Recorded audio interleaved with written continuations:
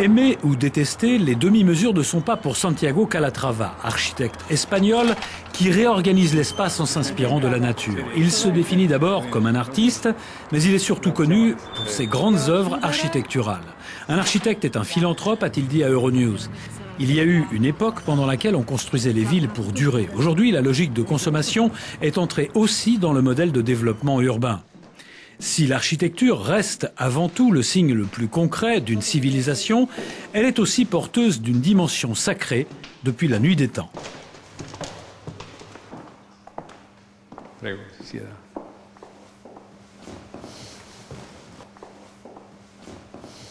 Comment redonner un sens sacré à un lieu et en fait redonner un sens sacré à la vie ?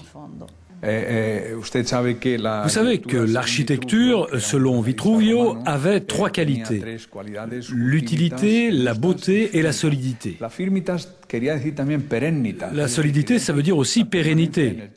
Et ça veut dire la permanence dans le temps. Dans le fond, notre vision est très influencée par la vision biblique selon laquelle il y a quelque chose de divin dans chaque personne.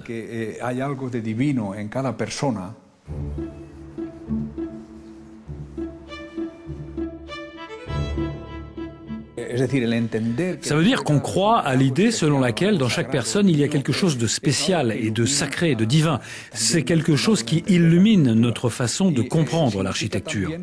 Et ça signifie aussi que dans le fond, l'architecture n'est pas seulement un instrument en soi, mais nous percevons le sens héréditaire de l'architecture, elle-même comme support de la mémoire d'une époque. L'architecture est souvent associée à des concepts financiers et économiques, c'est-à-dire que le temps d'amortissement d'un investissement doit être égal au taux d'intérêt que me rapporterait cet argent si je le plaçais sur un compte bancaire. Que significaría el rédito que me aportaría el capital que estoy invirtiendo si lo hubiese puesto en un banco. Es ridículo este tipo de. C'est un raisonnement ridicule, car les œuvres nous survivent.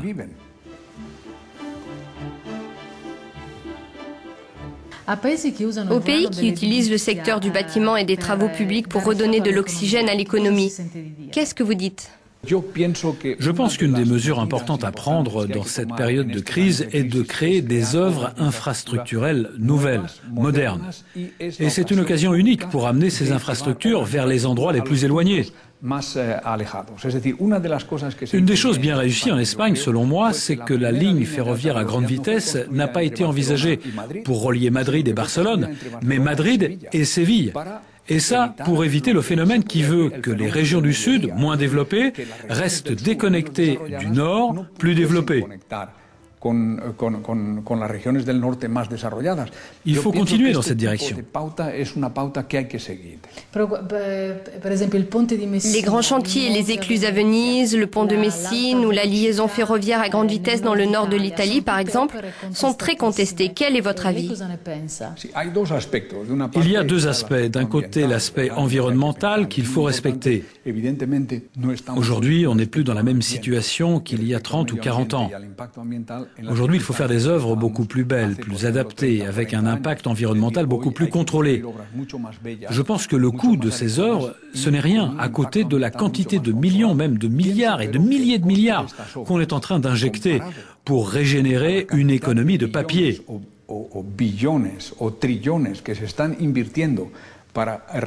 Une économie purement administrative.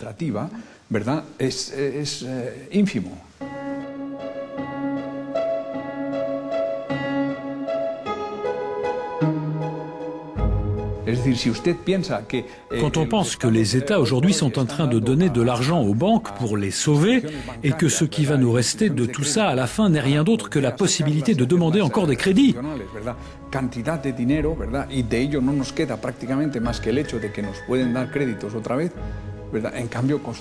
Par contre, construire un pont, une autoroute, une nouvelle ligne à grande vitesse, c'est un service qui est là et qui reste pour toujours et qui offre un service aux citoyens. Et ça coûte beaucoup moins cher.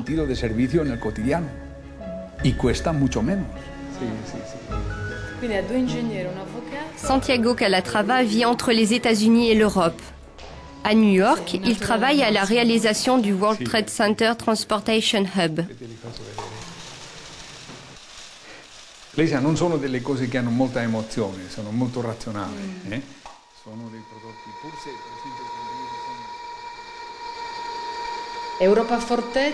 Vous êtes en faveur d'une Europe forteresse ou d'une Europe de ponts multiculturels? Il n'y a aucun doute que mon Europe, c'est l'Europe des ponts, parce que c'est ce que je fais.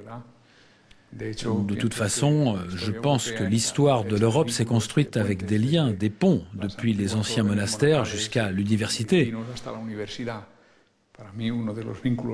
Pour moi, une des institutions les plus efficaces, c'est l'université. Elle contient la notion d'échange, de voyage et de rencontre.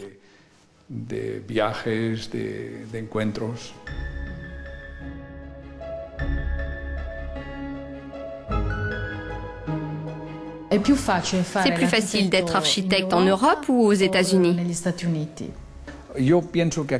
Je pense qu'ici, en Europe, on vit dans une sorte de pâte, de salade. On va trouver dans les églises une partie qui correspond à l'art roman et on va trouver peut-être même des restes qui remontent au temps des Romains. Et puis, on peut trouver encore une partie gothique. Et après, on peut avoir dans un autre secteur de la ville, plutôt Renaissance ou baroque. On vit entre plusieurs siècles. Aux États-Unis, tout est beaucoup plus contemporain, de notre temps.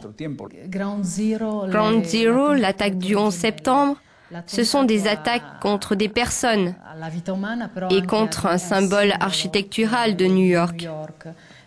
Qu'est-ce que ça vous a fait? L'homme est au centre de l'architecture. Imaginons que ces bâtiments aient été des conteneurs qui auraient été attaqués par d'autres conteneurs remplis d'autres personnes. Ce qui ressort, c'est un grand mépris pour l'humanité. La seule façon de réparer ça, c'est avec de l'amour, une grande générosité et une foi. Pas seulement dans notre perception de la vie, mais aussi par le respect des autres. Et à travers ce respect, lui-même sublimé par la force et par la matière que représente l'architecture, comme support de la mémoire. Y la materialidad a la que usted se refería antes, que representa la arquitectura como portador de la memoria.